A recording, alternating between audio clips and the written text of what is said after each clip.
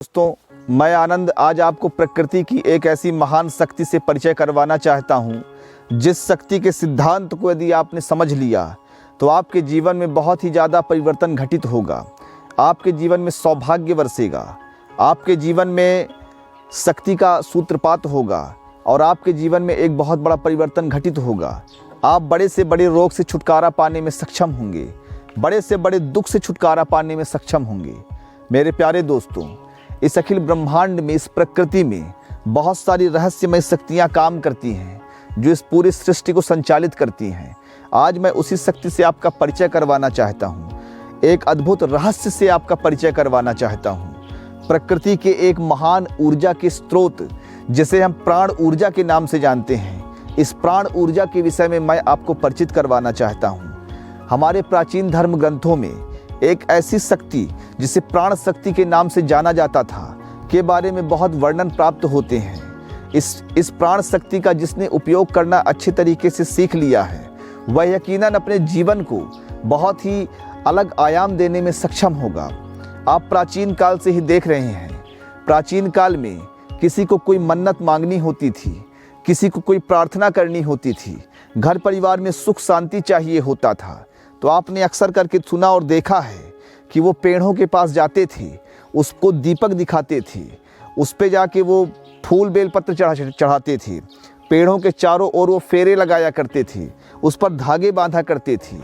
कुछ लोग इसे अंधविश्वास कह सकते हैं, लेकिन मैं आपको इसकी एक वैज्ञानिक व्याख्या दे सकता हूँ।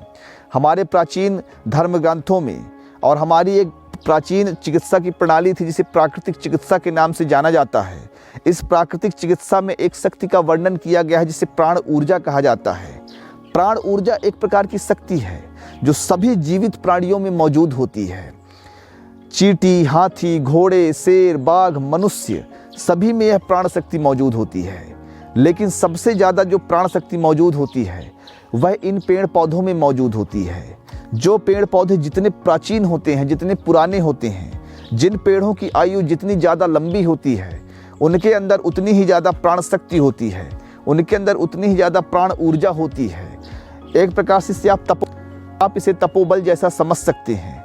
इसीलिए प्राचीन काल में शायद नीम का पेड़, पीपल का पेड़, बरगद के पेड़ की पूजा का प्रावधान रखा गया था। वैज्ञानिक रूप से सत्य है कि प्राण ऊर्जा समस्त पेड़ों में मौजूद होती है, लेकिन जो पेड़ जितने पुराने होते हैं, उनमें अधिक मात्रा में प्राण ऊर्जा होती है। इसलिए यदि आपके जीवन में कभी भी कोई दुख हो, कोई तनाव हो, आपके अंदर कोई इच्छा हो, तो इस प्राण ऊर्जा, इस प्राण शक्ति का एक बार आप प्रयोग करना जरूर सीख लें। तो आइए हम लोग जानने का प्रयास करते हैं कि प्राण शक्ति का किस प्रकार से अपने जीवन में सदुपयोग किया जा सकता है, किस प्रकार से अपनी प्रार्थनाओं को पूरा किया जा सकता है, प्रार्थनाओं को हकीकत में बदलने की प्रक्रिया की जा सकती है। तो प्राण शक्ति, मैंने बताया कि सबसे ज़्यादा प्राण शक्ति होती है पेड़ों के अंदर। तो जैसे हमारे पास आप देख सकते हैं कि एक प्राचीन बरगद का पेड़ है, तो आइए हम बरगद के पेड़ से किस प्रकार से प्राण शक्ति खींच सकते हैं, इसकी मैं आपको प्रक्रिया समझा देता हूँ। तो आप किसी भी पुराने वृक्ष के पास, जो वृक्ष पुराना हो, और अत्यधिक रूप से पुराने वृक्ष आपके पीपल होते हैं, नीम होता है, बरगद होते हैं, यही बहुत ज़्यादा उम्र तक जीने वाले पेड़ होते हैं। बरगद के पेड़ तो कभी कभी 1-1 हज़ार साल, 2-2 हज़ार साल तक के पेड़ आपको प्राप्त हो जाएंगे। तो इनकी आयु से ही आप गणना कर सकते हैं कि एक साधु की तरह कितने वर्षों से तपस्या कर रहे हैं। तो इनके अंदर एक प्रकार की प्राण शक्ति होती है। तो इसके उपयोग करने की विधि है, जो कि आप प्राचीन रूप से भी देखते हैं कि लोग दिया जला देते हैं, इनके फेरे लगाते हैं, इन पे धागे बांध देते हैं, जो भी मन्नत होता है इनके सामने खड़े होकर प्रार्थना कर लेते हैं। एक नया तरीका मैं आपको बता रहा हूँ।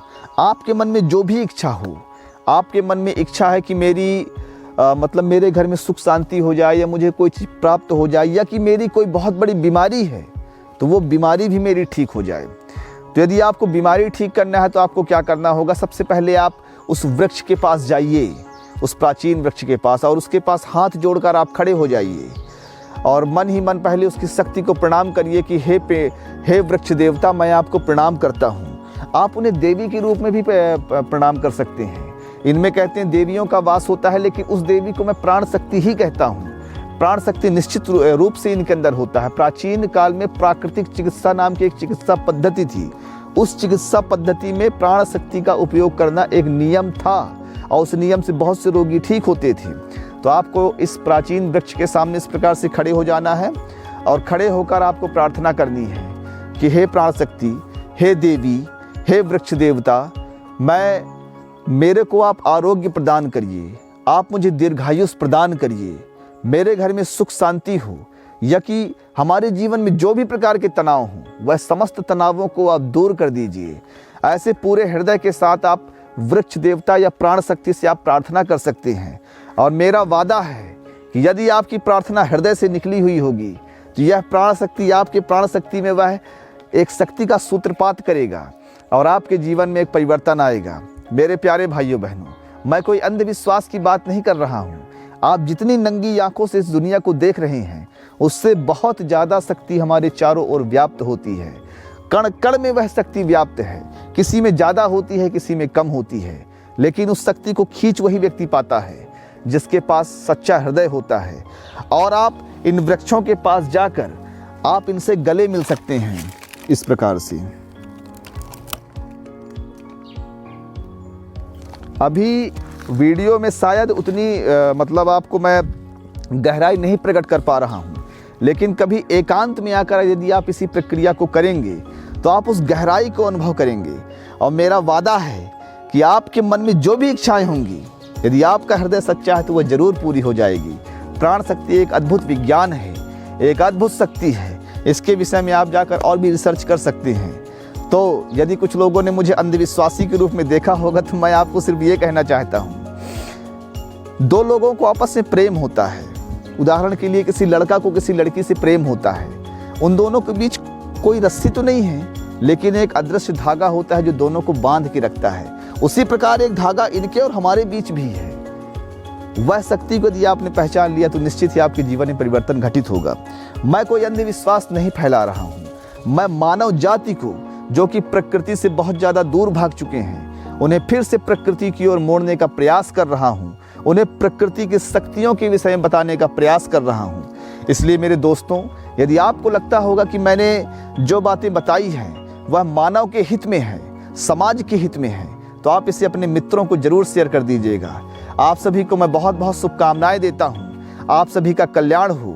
जय हिंद, जय भारत। और प्राण शक्ति को ग्रहण करने का एक तरीका यह भी होता है,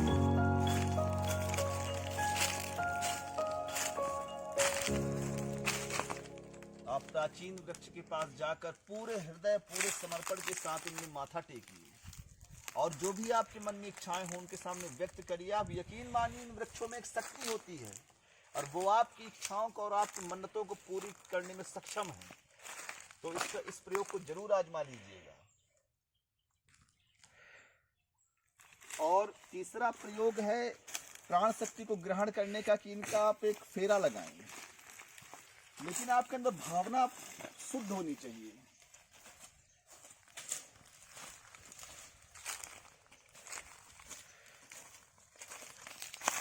इस प्रकार से आप इनको फेरे भी लगा सकते हैं। पूरे हृदय से आप प्रार्थना करेंगे तो यकीनन आपकी प्रार्थना स्वीकार होगी। अद्भुत है इन प्रकृति में छिपे हुए रहस्यों की ताकत, अद्भुत है। आपके जीवन को कहां से कहां पहुंचा देंगे आप स्वयं नहीं जान पाएंगे। जय हिंद दोस्तों।